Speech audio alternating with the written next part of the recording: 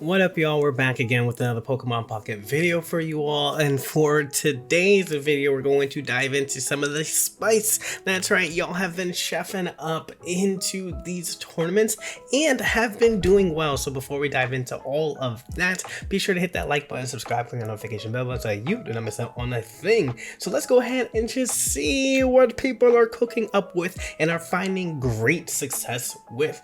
Up first, we have this Espeon in DDD Giratina deck. I really love talking through things like this.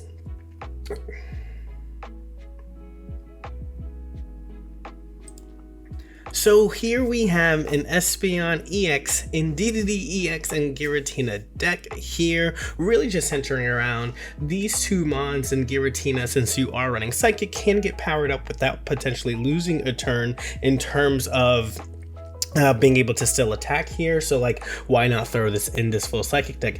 But essentially you're all about the heals, right? Like, you are Psychic healing for 30, you are healing then for an additional 20 plus 40, so that's 70 heal per turn with your Espeon up front, dealing 130 damage. You can then also heal up front, run to the back, heal something else up, and then like just deal with that. Like, you can choose to heal as long as Espeon EX has any active, and then send it back if you need to do anything else right here. So you don't see the like EV bags in here because like you don't really need that additional attack power with the Espeon, since you have two other attackers in here as well.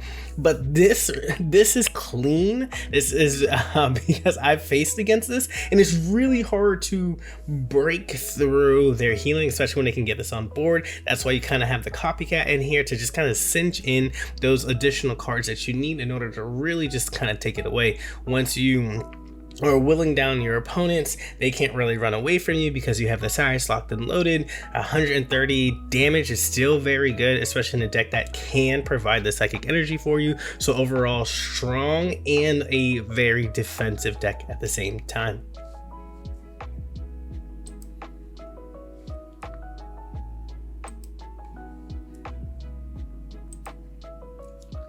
Up next, we have this Wheezing Nihilego Darkrai Mega Absol Amalgamation here. So basically what you're trying to do is just poison down your folks, really chipping away with the Nihilego poison stack, your Wheezing poison, your poison barb if you have Darkrai that's up there, and then being able to then attack with 80 or 100 damage with Darkrai Pink. So your two main attackers are here. This has been a really common pairing between the two, but having this poison support to really chip down away at what your opponent is trying to do, giving you more than enough power here really to take down those non-EX, aka Oricorio, through there as well too.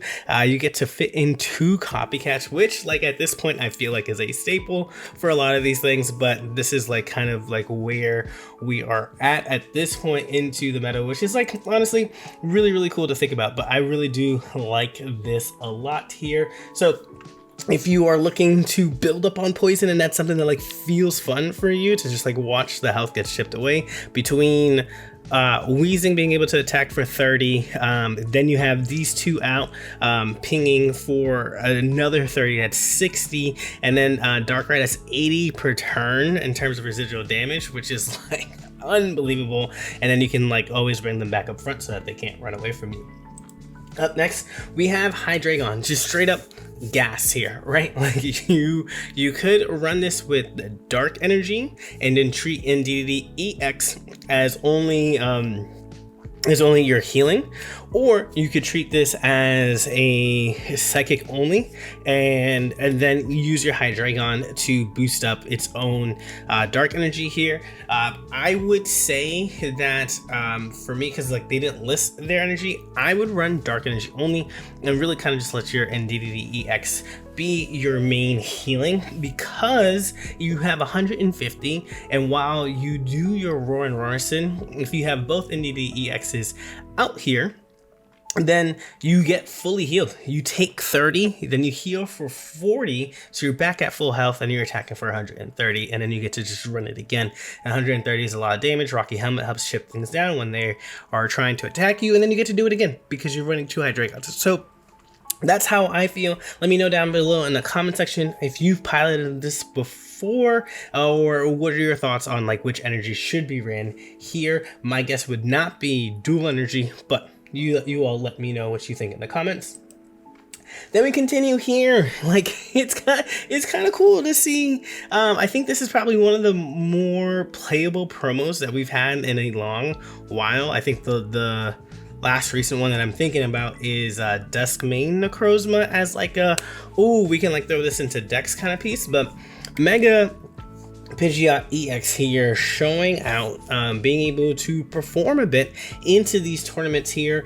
You're looking to build up this energy, this giant twister attack, but what's really been cool to see is Pidgeot from Genetic Apex really just take off here, right? This drive off ability, being able to switch around, having a free Sabrina per turn, allows you to have other room for cards, right? Like we got an X-Speed in here. We are able to pull off Alicia to really target your Manaphy's and your Pidgey. We got a Copycat, we got an Ilma. You're able to like get these cards in because you don't have to worry so much about Cyrus or Sabrina because you have that here. And even Keldeo being powered up by the Manaphy, 110, they X speed out, you then attack with your Mega Pidgeot, and like that's all good. So there are many different ways to attack the Oricorio bird, but there's also many ways to have burst damage because you're generating and ramping very quickly, like 2 Mons at the same time with this Manaphy. Yes, you have to dedicate an energy to this, whereas like Mantike, you can go ahead and like start right away, but the advantage that Manaphy has is that you're literally doubling once you invest that 1 energy into it. So that's really cool to see from in this aspect. Then we continue on to this Mega Blaziken EX deck here, and then there's like another variation of it on this here that we'll talk about shortly. But this first variation, you're now like, you do have a Heatmore, you have Magmate, you have Torkoal, so there's a lot more options here. Currently the highest performing version just has 2 Torchic, 1 Combusken, 2 Mega Blazikens, 2 Heatmores. But you're seeing Magby in here, you're seeing Torkoal, you're seeing Heatmore, and where you might think that this might dilute your pulls, you do have a main here to like kind of help pull things away into like what you need, but you're giving yourself an opportunity to attack here, right? Like at the end of the day, Mega Blaziken has to be the one that gets knocked out here in order for you to for an effective price point map, right? So like, why not power up Magby, Torkoal here, or if you're going first, use your 2 Torkoals, you have the Flame Patch ready to go, and then power up that way as well, and then making sure that your board state allows you to finish with Mega Blaziken EX here, right? Like you can hold off on putting that there so there's no damage done, so that way then you can like rare candy or get yourself ready to go. And so this is a slower version for sure, but it gives you opportunity to find the cards that you need and still be able to attack pretty quickly. 70 is a great amount of damage because you get to 2-shot a lot of those stronger EXs right away, because like that's like 140 health that you're dealing with. Then we continue here into this Mega Blaziken EX deck, which is just running Elekid as its baby, which I like think is kind of cool because you're this is Zappy Shot is 30 damage to one of your opponent's bench Pokemon, and the difference between this and the Heatmore is, as you see, you don't necessarily need to run Flame Patch in here, because you don't have a retreat cost, right? Like the only energy that you're using is on your Torchic and your Mega Blaziken at the end of it, all because then you're still knocking things out with the Elekid. Now you don't have a lot of health though, right? Like that 30 health goes pretty quickly, but you're able to what you sacrifice in health still relates back to the last point where like they can knock out both of these Elekids and still have to get through Mega Blaziken EX, right? Like they still have to get through that, they still have to get through a Lily, they still have to deal with the fact that you are attacking for 140 damage, you are hunting down their Pokemon that's been weakened with Elekid through Cyrus. So there's a lot of opportunities here for you to be able to do things. So I think this is pretty cool because there's no energy investment no retreat costs. All your energy can focus on just your main power, so you don't have to run Flame Patch, which allows you to run other things and other cool tech pieces in here to like really make this deck work. Then we have the other poison type here, but you're featuring Crobat EX here with Nihilego and Absol EX. Crobat EX is a great stage 2 Pokemon. Your Zubat here deals poison damage, your Crobat EX deals poison damage, your Nihilego stacks, but you're dealing 70 on top of the poison from there, and then as all pieces here, they can get rid of one of these and then go into the Mega Absol. You're going through that. Unless your name is Arceus, everything else is really affected by the poison status, and it has a lot of people running around and trying to maneuver what they can deal with. And what's really nice about these two combination is that it's 170 HP for the both of them. And that's still a lot of damage that they have to get through, right? Like your Crobat can still take a very strong, decent hit after powering off a Venomous Fang and everything else like that. And like that is the part that like kind of makes this deck threatening, is that like you typically don't get to touch the Nihilegos that are in the back. Your Crobat EX has 170 HP that they have to deal with, and the Mega Absol has another 170 HP that they have to deal with. That's 340 altogether. So that's still a lot of HP at the end of the day. Then we continue into another variation here where you're just slimming down your choices, where it is just these 6 mons. What do we call this? 14 trainer Mega Absol Toxic. But this just slims down what your options are, what your folks are looking to do. Chingling, absolute. I mean, between these three, you're disrupting all of your opponent's play. We know poison does that because if they stay in that active spot, they're getting that residual damage. It stacks with the Nihilego. Chingling makes sure that there's no Pokeballs to start the game. There's no XP. There's no potion. Your hand is safe unless they're playing Mars, right? Like I'm like just thinking about these things here, but like the best part is no rare candies, no Pokeballs, so they're being slowed down.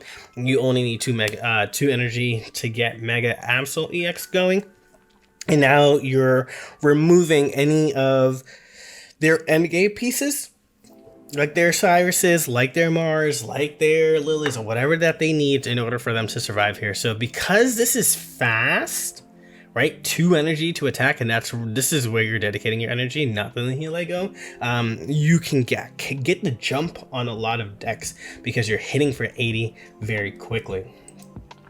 Then we have here the reason why this is on here is because at first we were seeing 2 Rowlets, 1 Dartrix, and then you had a Decidueye and like 2 Decidueye EXs. The ratio numbers have changed, and with the addition of Chingling is just like, why not play it? It's just kind of like crazy to see this card in a lot of places. It is a baby, it requires no energy, it is very disruptive in what it does. So that's there. And this has adopted double Dartrix, especially since you're playing just your Decidueye EX line, to ensure the consistency of getting to your stage 2. So this is where you want to be, regardless if you're attacking for 70 or 100 or wherever else.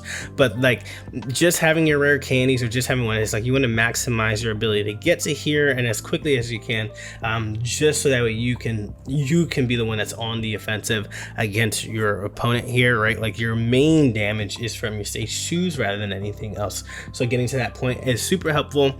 You have the double copycat in here, right? We're seeing the Ericas, the Lilies are not involved here. Is really just like go. Can we get to our Decidueye EX so we can start hitting things? And then this Leaf Cape, Leaf Cape is not in here. And Giant Cape is chosen because you do want to survive or delay their item use as much as you can. just like think of like 3 or 4 turns of just not being able to Pokeball or not being an item, so they have to draw into their pieces is super strong here. So Giant Cape to keep your Chingling up and going really does go a long way. And then the last deck that we're going to talk about is this lone Executor Mega Pinsir EX deck. It only dropped one game in this tournament so far, so just kind of interesting to see how it goes. You are running Grass Energy only to ensure that your Mega Pinsir is consistently online. Your lone Executor is consistently online here, but your Pichu can just drop in, hit the correctly toss on your Oricorio, get that ready to go, drop your on the execute, get that ready to go. You build up, you have double will here, hitting 150 across 3 mons is super strong here, and then you get some full support here with the Erica, the Leaf, the Copycat, the Guzma, Leaf, just resetting, so that way if you only ever start with Mega Pinsir, you can just get out the way and just let the other mons just handle the business. So this is strong. I really kind of like where this is going. In this kind of style of deck where it's just like 2-1-1-1, I might play a second Copycat, maybe over the Guzma, just to ensure I can find my pieces, or even like a May here, just to ensure that like something's coming back out to me. But just wanting to see how this looks, testing it out like this. I'm very curious of joining in on doing that. But let me know, y'all. We went through 10 decks here just to see how all of these went. Super excited to see the spice and play these out, test these out before ranked comes, and who knows, maybe one of these will actually take the top meta spot and you'll be able to have heard it first here on this channel. As always, y'all, if you like the vibes of the channel, be sure to hit that like button, subscribe, and the notification bell button so that you don't miss out on a thing. Catch you on the next one. Peace.